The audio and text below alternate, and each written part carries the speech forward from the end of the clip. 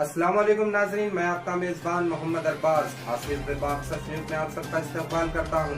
आइए देखते हैं आज की अहम खबर। अभी तक आपने हमारे चैनल आसिफ विभाग सच न्यूज़ को यूट्यूब पे सब्सक्राइब नहीं किया है तो सब्सक्राइब करने, लाइक शेयर कमेंट करना ना भूलें। बिस्मिल्लाहिर्रहमानिर्रहीम। अज़ीज़ान मिल्लत इस्लामिया, अस्सलाम वालेकुम रहमतुल्लाहि व बरकातुहू। जैसे कि आप लोग जानते हैं 1 जुलाई से नए कानून आ रहे हैं, BNSS BSA, जो कि IPC CRPC और एविडेंस एक्ट को रिप्लेस कर रहे हैं। और ये एक ऐसा एक्ट है कि बहुत ही अलग किस्म का एक्ट है ये। अब जैसा कि पहले अगर कुछ भी एक ऑफेंस होता तो इमीडिएट FIR इशू करना था, जो कि सुप्रीम कोर्ट की रूलिंग थी। लेकिन अब FIR इशू करना it is not mandatory, it is in the hands of the SHO।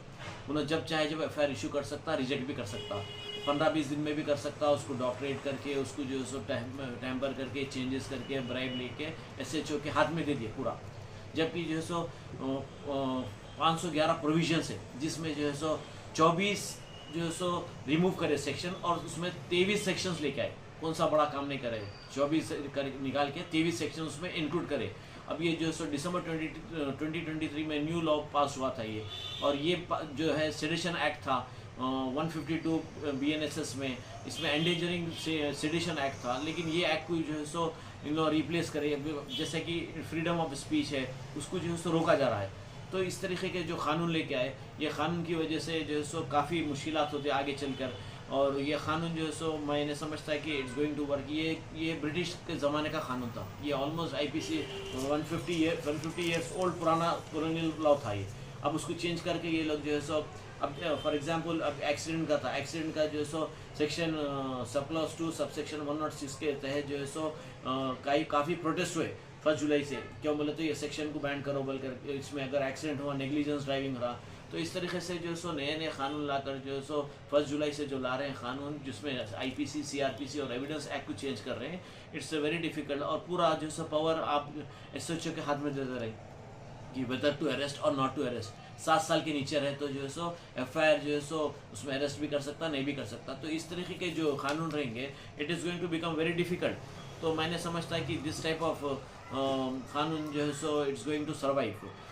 तो इसी तरीके से जो है सो जो BNSS और BSA है कानून, जुलाई 1 से इन्फोर्स होने वाला है। तो अब इसमें मुश्किल ये होगा कि अगर जजेस को भी जो है सो कि ये ऑफेंस जो 1 जुलाई से पहले रहा रेट्रोस्पेक्टिव है, या फिर जो है सो बाद में जो है सो इन्फोर्स में आएगा। तो FIR जो है सो मैंडेटरी था, और जो कि ये कानून के तहत it's not going to be mandatory.